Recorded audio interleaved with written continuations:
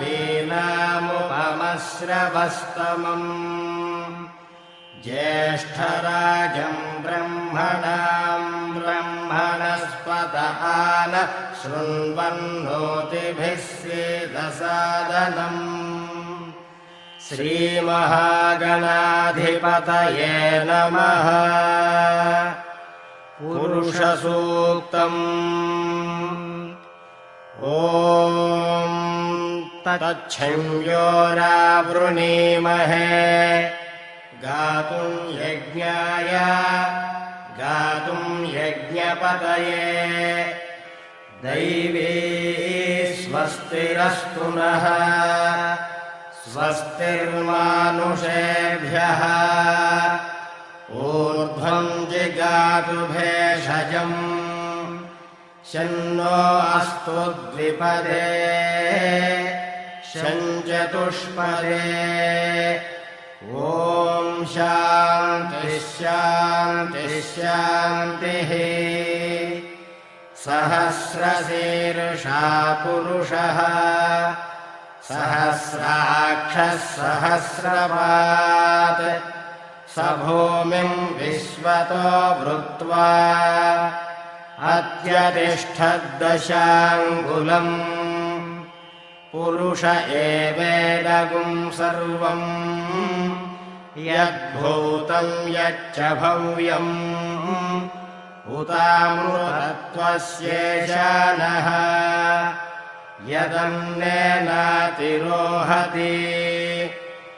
एतावानस्य महिमा अतो ज्यायागुश्च पूरुषः पादोऽस्य विश्वाभूतानि त्रिपादस्यामृतं दिवि त्रिपादोर्ध्वबुधैर्पुरुषः पादोऽस्येह भवात् पुनः ततो विश्वं व्यक्रामत् शासनानशने अभि तस्माद्विराडजायत विराजो अधिपूरुषः स जातो अत्यरिच्यत पश्चाद्भूमिमधो पुरः यत्पुरुषेण हविषा देवा यज्ञमतन्वत वसन्तो अस्यासीदाज्यम् ग्रीष्म इद्मः शरद्धविः सप्तास्यासन् परिधयः त्रिः सप्तसमिधः कृताः देवा यद्यज्ञं तन्वानाः अबध्नन् पुरुषं पशुम् तन्यज्ञं बर्हिषि प्रोक्षन् पुरुषं जातमग्रतः तेन देवा अयजन्त साध्यार्षयश्च ये तस्माद्यज्ञात् सर्वहुतः सम्भृतं वृषदाज्यम् पशुगुस्तागुश्चक्रे वायव्यान् आरण्यान् ग्राम्याश्च ये तस्माद्यज्ञात् सर्वहुतः अर्चः सामानि जज्ञिरे छन्दागुंसि जज्ञिरे तस्मात् यजुस्तस्मादजायत तस्मादश्वा अजायन्त एके चोभयादतः गावो हजज्ञिरे तस्मात् तस्माज्जाता अजावयः यत्पुरुषं व्यदधुः कतिथा व्यकल्पयन् मुखं किमस्य कौ बाहु कावूरुपादावुच्येते ब्राह्मणोऽस्य मुखमासीत् बाहुराजन्यः कृतः ऊरू तदस्य यद्वैश्यः पद्भ्यागुं शूद्रो अजायत चन्द्रमा मनसो जातः चक्षोः सूर्यो अजायत मुखादिन्द्रश्चाग्निश्च प्राणाद्वायुरजायत नाभ्या आसीदन्तरिक्षम् शीर्षोऽद्यौ समवर्तत पद्भ्यां भूमिर्दिशः श्रोत्रात् तथा लोकागुम् अकल्पयन् वेदाहमेतं पुरुषं महान्तम् आदित्यवर्णं तमसस्तु पारे सर्वाणि रूपाणि विचित्य धीरः नामानि कृत्वाभिवदन् यदास्ते धाता पुरस्ताद्यमुदा जहार शक्रः प्रभिद्वान् प्रदिशश्च तस्रः तमेवं विद्वानमृत इह भवति नान्यः पन्था अयनाय विद्यते यज्ञेन यज्ञमयजन्त देवाः तानि धर्माणि प्रथमान्यासन् ते हनाकं महिमानः सचन्ते यत्र पूर्वे साध्याः सन्ति देवाः अभ्यः सम्भूतः पृथिव्यैरसाच्च विश्वकर्मणः समवर्तताधि तस्य त्वष्टा विदधद्रूपमेति तत्पुरुषस्य विश्वमाजानमग्रे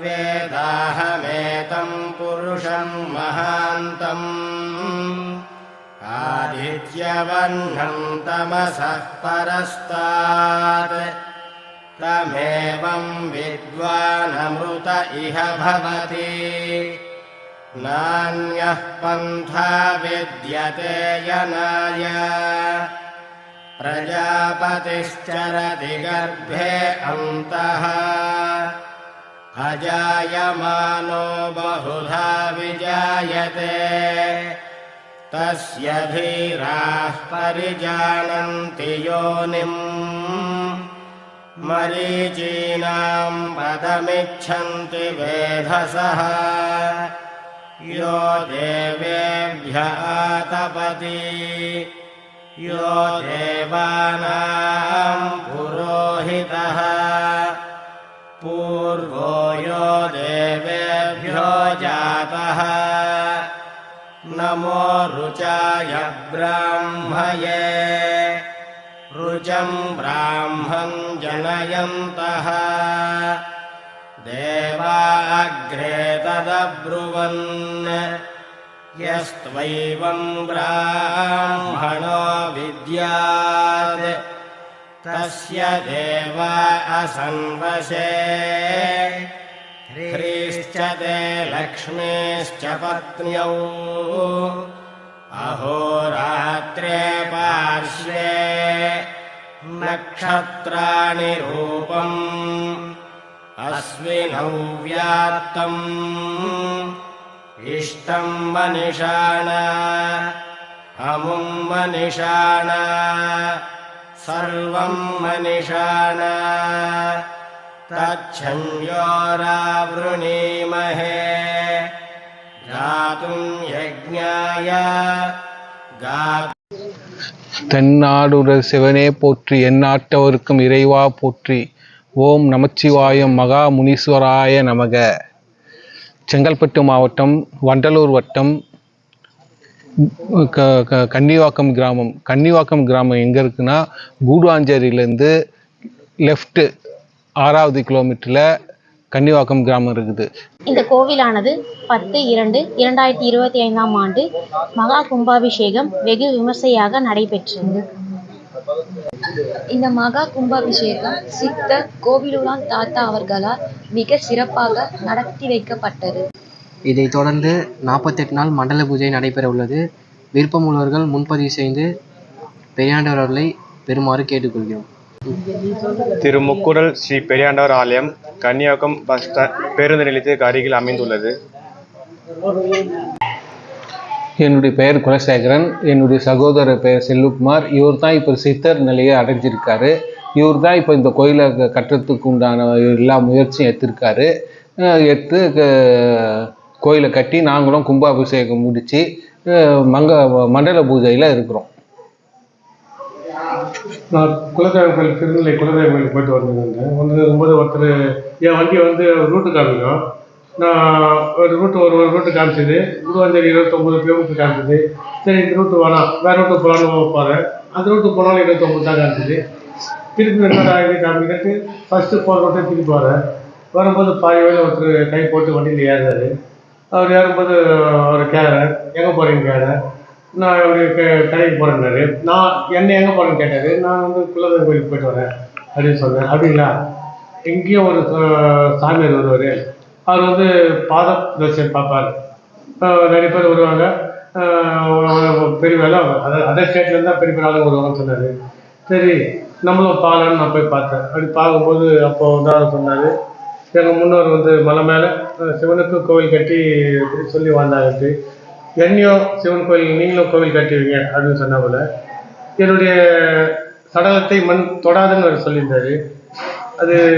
அதுக்கப்புறம் சொன்னார். சரி, நான் சொல்கிறாரு. அவரு கேட்டேன், என்ன இது சொன்னீங்கன்னா, இல்லை இது உங்களுக்கு ஒரு வரம், அதாவது நீங்கள் போன ஜென்மத்தில் சிவன் கோயில் கட்டியிருப்பீங்க அப்படின்னு சொன்னாங்க. நானும் யோசனை பண்ணும்போது எனக்கு லேஅவுட் ஒன்று போட்டோம். அதில் எனக்கு வீடு கட்டலாம்னு நிறுத்தினேன் நான். ஆனால் என்னால் வீடு கட்ட முடியல. கடைசி நேரத்தில் இந்த ஆலயம் தான் அமைச்சது. இவ்வளோ வருஷமாக பெரியாண்டவனை நாங்கள் நாராயணன்ற மாதிரி தான் நினச்சி நம்ம நாராயணர் தான் வணங்கிக்கிட்டு வந்தோம். ஒரு கட்டத்தில் சிலர் சொல்லும்போது, இல்லை நாராயணன் டைரெக்டாக குலதெய்வமாக வரத்துக்கு வாய்ப்பு இல்லை என்னும்போது தான் சரி நாங்கள் தேடுதல் ஆரம்பித்தோம். சரின்னு அப்படின்னு பார்த்தா ஒரு வண்டியில் பெரியாண்டவர் துணைன்னு ஸ்ரீ பெரியாண்டவர் துணைன்னு இருக்குது.